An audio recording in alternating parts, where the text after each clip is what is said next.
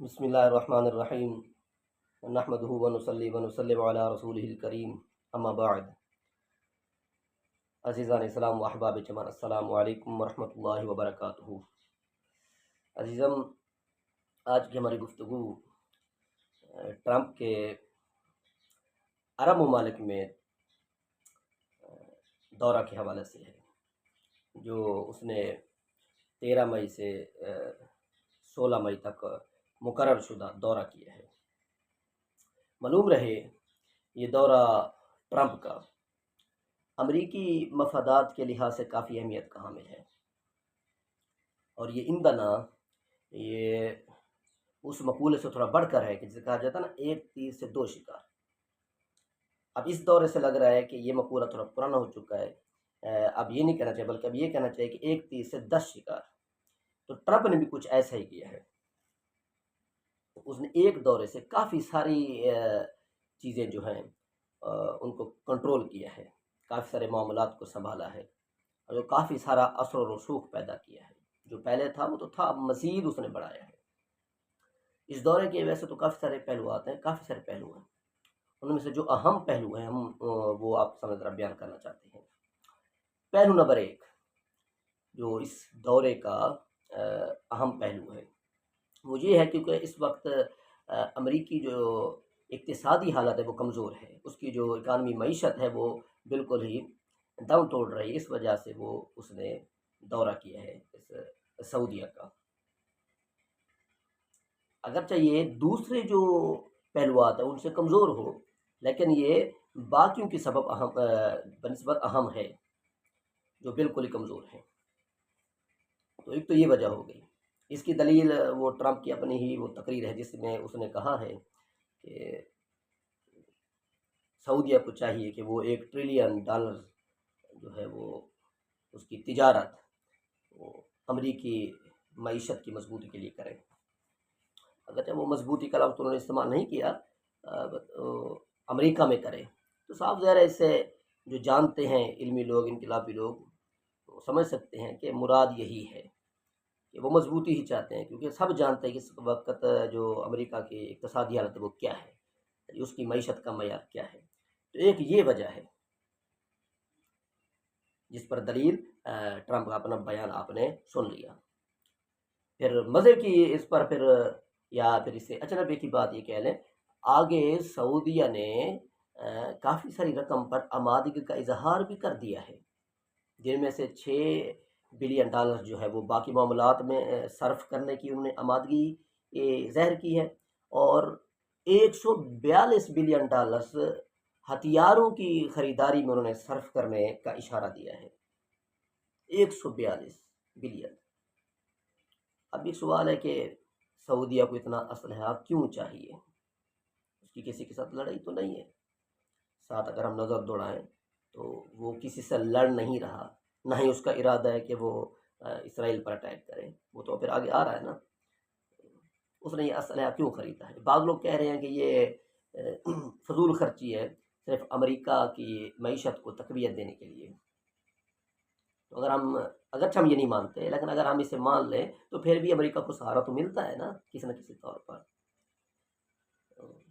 جو دوسرا ہمارا اپنا نظریہ ہے، دوسرا کال سمجھ لیں، وہ یہ ہے کہ یہ فضول خرچی بالکل بھی نہیں ہے، یہ ایک پرانی چالوں کی مثلی ایک امریکی کامیاب چال ہے جو اس نے چلی ہے، جو پہلے بھی چلتا آیا ہے گوریلا فوجوں کے ذریعے، اور اپنے جو اڈے اس نے دنیا کے اندر قائم کر رکھے ان کے ذریعے، اور یہ خطہ تو اس کے لیے نہایت اہمیت کا حامل ہے، اس پر تو اس نے کنٹرول کرنا ہی کرنا ہے۔ تو وہ اپنے ان مقدمات کے ذریعے اب وہ مزید آگے بڑھ رہا ہے، یہ مقدمہ ہے، اب مزید وہ آگے بڑھے گا، لیکن ہم چونکہ مر چکے ہیں اس وجہ سے ہم سمجھ نہیں رہے، اپنے اپنے انداز سے ہم تبصرہ کر رہے ہیں۔ خیر، یہ پہلا سبب ہو گیا جو بطور اقتصاد ہے، بلحاظ اقتصاد ہے، جو دورے کا سبب بن رہا ہے، یہ پہلا پہلو ہو گیا۔ اور جو دوسرا پہلو ہے ہم نے اسے نوٹ کیا ہے وہ یہ ہے کہ ابراہیمی معاہدہ، یہ ٹرمپ کے پہلے دور کے اندر اس پر گفتگو ہوئی تھی۔ اس سے مراد کیا ہے مولانا، آپ یہ سمجھ لیں، ابراہیمی معاہدہ یہ ایک امریکی چال تھی، ٹرمپ کی چال تھی، جس پر گفتگو ہوئی تھی بڑے بڑے لوگوں کی بڑے بڑے یہود جو تھے وہ اس معاہدے میں شامل تھے۔ مقصود یہ تھا کہ ابراہیمی مسلک پر چلنے والے عیسائی بھی ہیں، یہودی بھی ہیں، مسلمان بھی ہیں، ان تینوں کو چاہیے کہ یہ محبتیں بانٹیں، ایک دوسرے کے ساتھ الفتیں بانٹیں، پیار محبت کے ساتھ رہیں، امن کی فضا کو بحال کر کے رہیں۔ اصل مقصود کیا تھا؟ اسرائیل کو تسلیم کرنا۔ جو اصل مقصود تھا وہ تھا یہاں اسرائیل کی پوسٹ کو مضبوط کرنا۔ وہ جو پولیس مین بننا چاہتا نا اس کی اجارہ داری کرنا، یہ اصل مقصود تھا۔ باقی یہ امن جو معاہدے کے نام سے بھی اسے نام دیا گیا، مرسوم کیا گیا ہے، یہ صرف ایک دھوکہ ہے۔ تو دوسرا جو پہلو اس کا یہ ہے، اس پر بھی اس نے گفتگو کہ اس کو وہ اجاگر کرنا چاہتے ہیں، مزید اس کی ترویج کرنا چاہتے ہیں، اس کا افشا کرنا چاہتا ہے۔ نمبر 3، اس نے یعنی امریکہ نے کچھ عرصہ قبل یو اے ای اور بحرین وغیرہ سے بہت سارے اپنے مفادات پر مبنی معاہدات کیے تھے، جس میں بعد میں سوڈان بھی شامل ہوا تھا، مراکش بھی شامل ہوا تھا۔ اب ٹرمپ یہ چاہتا ہے اس دورے میں کہ سعودیہ بھی شامل ہو، شام بھی شامل ہو۔ یہ تیسرا پہلو ہو گیا تاکہ اس کے مفادات کو مزید تقویت ملے۔ چوتھا جو پہلو اس کا وہ یہ ہے کہ وہ یہاں اپنی مضبوطی کے لیے محمد بن سلمان کو یہاں مضبوط کر رہا ہے، اسے یہاں کنٹرول دے رہا ہے، کیونکہ یہ انہی کے لوگ ہیں۔ کوئی کچھ کہہ لے، کوئی کچھ کہہ لے، کوئی کچھ کہہ لے، ہمارے نزدیک یہ انہی کے لوگ ہیں، انہی کے اشاروں پر ناچنے والے لوگ ہیں۔ تو وہ محمد بن سلمان کو یہاں پر تقویت دینا چاہتا ہے۔ اس وجہ سے اس نے ایک جو ملاقات کی ہے 4 سربراہ جس میں شامل ہوئے ہیں، ایک تو ٹرمپ خود تھا، محمد بن سلمان تھا، احمد الشرا شام سے تھا، اور آن لائن ترکیہ سے رجب طیب اردوغان تھا۔ اس نے کافی سارے اشارات اس میں دیے ہیں۔ غزہ پر تو صرف دبے الفاظ میں گفتگو ہوئی ہے، یہ صرف تاثر دینا تھا محمد بن سلمان کا کہ میں نے گفتگو کی ہے، وگرنہ وہ اس لائق نہیں ہے، نہیں وہ اس قابل ہے وہ اس پر گفتگو کرے، نہیں وہ کر سکتا ہے، یہ صرف مقبولیت کے لیے تھا، وہ بھی دبے لفظوں میں۔ تو چوتھے پہلو کے اعتبار سے اگر ہم اس پر تجزیہ کریں تو تجزیہ یہ بنتا ہے محمد بن سلمان کا اثر و رسوخ اور شام کے حوالے سے جو اس کی حکمت عملی تھی، اس کی مضبوطی، اس کا استحکام۔ یہ ہم نے غالباً 3 یا 3.5 مہینے قبل کہا تھا کہ جب یہ احمد الشرا آیا تھا، ہم نے کہا تھا کہ بھائی یہ امریکہ ہی کا لانچ شدہ آدمی ہے۔ اب کافی سارے لوگوں نے نہیں مانا کہ نہیں بھائی پہلے اہل تشیع کی حکومت تھی، اب اہل سنت کیا کہ مبارک۔ میں نے کہا نہیں بھائی، نہ ہی اسے کوئی اہل تشیع سے سروکار ہے، نہ ہی اہل تسنن سے، یہ ان کا لانچ شدہ آدمی ہے، شاید اس کا اسلام سے بھی کوئی تعلق نہ ہو۔ جی ہاں، یہ ان کا لانچ شدہ آدمی ہے، کوئی مسلک، کوئی مذہب اس کا نہیں ہے، نہ ہی اسے کسی مسلک اور مذہب سے سروکار ہے، نہ ہی یہ اس طرف جانا چاہتا ہے۔ اس کے بیانات اس پر شاہد عدل ہیں۔ جو امریکی میڈیا نے اس سے سوالات کیے تھے، ایک طرف تو وہ کہتے ہیں اس کے سر کی اتنی قیمت ہے، اتنے روپے ہیں، دوسری طرف میڈیا بھیجتا ہے گفتگو کرتا پتہ بھی ہے وہ کہاں بیٹھا ہے، کیا تم نے سر لے سکتے اس کا؟ کیا اسامہ کو ڈھونڈ نکالا تم نے اپنے مطابق، اگر تو اس پر لمبی گفتگو ہے اسامہ کون تھا، تو یہ تو سامنے پھر رہا ہے، پھر اس کی قیمت لگانے کی کیا ضرورت تھی؟ آؤ اٹھاؤ اور لے جاؤ، یہاں مارو یا وہاں مارو۔ یہ سب دھوکہ تھا جو 3-4 ماہ قبل ہوا مسلمانوں کو۔ ٹرمپ یہ چاہتا تھا اب اس کا مزید یہاں پر استحکام ہو، اس وجہ سے اس نے یہ جو میں بھی دلیل پیش کر رہا ہوں، اس نے گفتگو کی ہے، تو اس نے محمد بن سلمان کی طرف اشارہ کر کے کہا ہے کہ محمد میں تمہاری وجہ سے شام پر سے پابندیاں ہٹا رہا ہوں۔ اب یہ 2 چیزیں جو میں نے ذکر کی ہیں وہ دونوں اس کے اندر آ جاتی ہیں۔ نمبر 1، محمد بن سلمان کہ اس خطے کے اندر پذیرائی اور شام کا استحکام، شام پر مکمل کنٹرول، کیونکہ وہ جانتے ہیں غزوہ ہند کیا ہے، وہ جانتے ہیں قیامت کہاں پر قائم ہونی ہے، وہ جانتے ہیں کہ سب سے زیادہ جو جہادی اور انقلابی لوگ ہیں وہ کہاں سے اٹھیں گے، اس وجہ سے وہ ان خطوں پر اپنا کنٹرول جمانا چاہتے ہیں محمد بن سلمان کی سرپرستی میں، تاکہ مسلمانوں کو اچھے طریقے سے دھوکہ دیا جا سکے۔ اب کون سمجھتا محمد بن سلمان اس قدر گر سکتا ہے؟ جی ہاں، وہ گر سکتا ہے نہیں بلکہ وہ گر چکا ہے، یہ جو ملاقاتیں ہیں یہ بتا رہی ہیں۔ اور یہ ہوگا مطلب پہلوات، اہم پہلو تو یہی تھا جو میں نے ابھی عرض کر دیا ہے، غالباً دوسرے پہلو کا ذکر کرتے ہوئے کہ اصل میں وہ اسرائیل کو منوانا چاہتا ہے یہاں پر، پھر اسرائیل کے آگے پھر یہ محمد بن سلمان کے یہاں پر بالادستی چاہتا ہے، پذیرائی چاہتا ہے۔ اصل مقصود اس کا وہ نیو ورلڈ آرڈر، اگرچہ وہ بظاہر اس سے بردار ہو چکا ہے ظاہراً، تاکہ دنیا کو کچھ اور تاثر ملے، لیکن پس پردہ وہ اپنی کارروائیوں میں مشغول ہے۔ یہ اسی کا حصہ ہے، یہ اس کا ایک ایجنڈا ہے، استعماری ایجنڈا جسے کہتے ہیں، یہ وہی ہے۔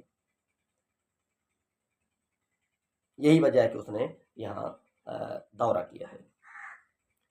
تو اگر اس دورے کے پہلوات پر آپ کی نظر ہے، اگر آپ نے ان کو سمجھ لیا ہے تو آپ پھر بخوبی سمجھ لیں کہ آگے پھر پاکستان کی کیا حالت ہونے والی ہے، افغانستان کی کیا حالت ہونے والی ہے، ان کے ساتھ معاملات کیا ہونے والے ہیں، اور ان کے ساتھ جو ان کے پہلے سے امور چلے آ رہے ہیں ان پر کس درجہ مزید کام ہوگا اور کس طرز پر کام ہوگا، یہ آپ خود ہی اندازہ لگا لیں۔ جو لوگ اس طرح کی خبروں پر نظر رکھتے ہیں یا انقلابی بننا پسند کرتے ہیں، وہ خود ہی نتیجہ اخذ کر لیں کہ آگے کی حالت کیا ہونے والی ہے۔ یہ تو صرف پہلوات تھے نا، یہ مقدمات تھے، یہ تو وہ چیزیں ہیں جو سامنے آئی ہیں، یہ تو وہ معاملات ہیں، یہ وہ گفتگو ہیں جو سامنے آئی ہیں۔ پس پردہ اللہ جانے کیا ہوا ہے، کیونکہ یہ دورہ 13 مئی سے 16 مئی تک تھا۔ اب 13 مئی اور 16 مئی آخری دن ہیں کافی سارے، ان میں صرف یہ 3-4 باتیں تو نہیں ہوئی، صاحب کافی ساری باتیں ہوئی ہیں۔ مقصود ایک ہی تھا، نیو ورلڈ آرڈر کا قیام، اور اوپر سے پھر پولیس مین کا درجہ کسے پوسٹ دی جا رہی ہے، کس کو دی جا رہی ہے؟ اسرائیل کو، اور آگے یہاں پر پھر استحکام کے لیے محمد بن سلمان کو آگے کیا جا رہا ہے۔ ایک تو خوب دھوکہ دیا جا سکے، نمبر 2 اس خطے پر مکمل کنٹرول حاصل ہو جائے۔ تو یہ چند پہلوات تھے ٹرمپ کے اس دورے کے۔ باقی گفتگویں ہو رہی ہیں ان کے سعودی عربیہ کے، جو استقبال ہوا قطر میں ہوا ہے، سعودیہ میں ہوا ہے، تو بھائی فائدہ نہیں ہے گفتگو کرنے کا۔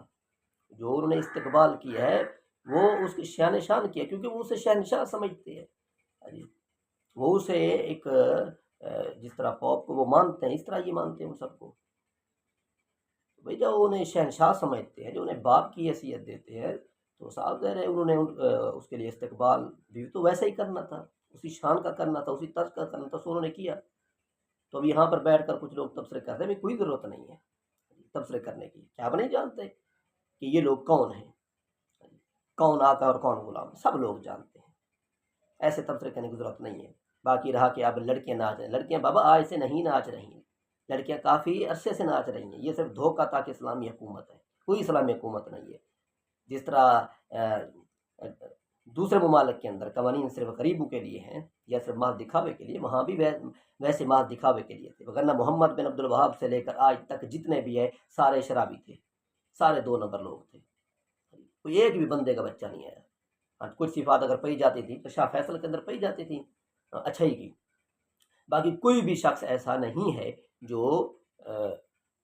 جس کے اندر ایک انسانیت والا مادہ ہو، پورا اسلامی مادہ ہو۔